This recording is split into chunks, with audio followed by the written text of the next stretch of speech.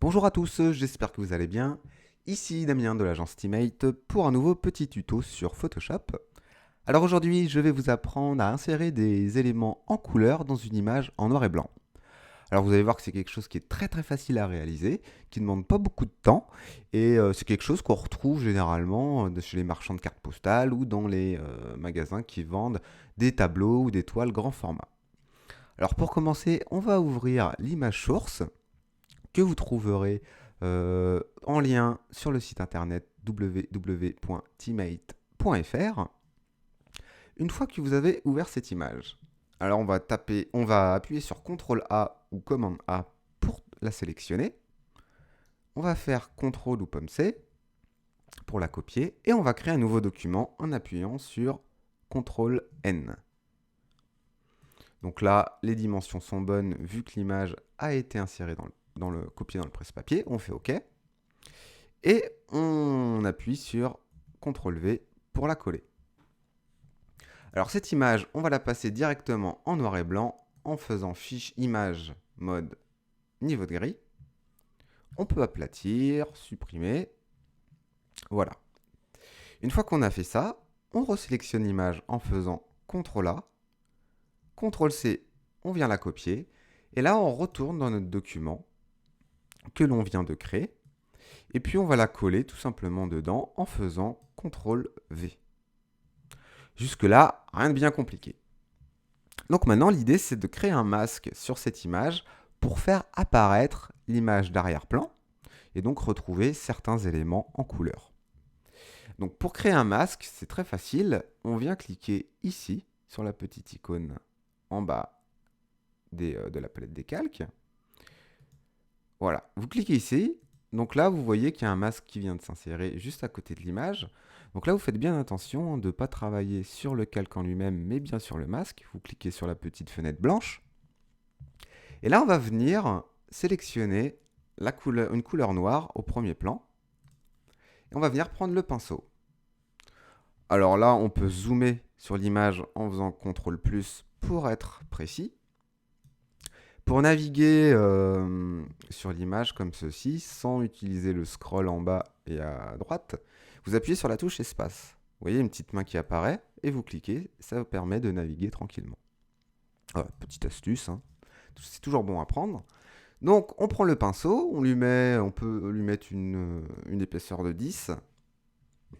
Et là on va venir, vous voyez, repasser sur l'image. Donc on suit les pourtours hein, de notre image. Donc on peut prendre peut-être une forme un peu plus épaisse pour repasser sur l'image centrale. Alors c'est pas très grave hein, si on dépasse. Vous allez voir comment rectifier le tir. Donc là on est à peu près bon, mais on voit qu'on a dépassé un petit peu ici à gauche, un peu en haut, un peu ici à droite. Donc on va se remettre en blanc, en couleur de premier plan. Là on va baisser un petit peu l'épaisseur du pinceau. On peut se remettre à 10. Et on va repasser sur les zones où on a dépassé. Vous voyez comme par magie, ces zones disparaissent. Donc en gros, le principe du masque, c'est dès qu'on applique une couleur noire sur ce masque, eh bien ça laisse apparaître la transparence. Et là, la transparence, c'est quoi? C'est l'image qu'il y a en arrière-plan. Donc là, on peut repasser un petit peu ici. Pour être un peu plus précis, on peut baisser un peu la forme à 5 pixels. Et repasser, se remettre en blanc et repasser en premier. On repasse sur les bords où on a dépassé. Voilà, ici.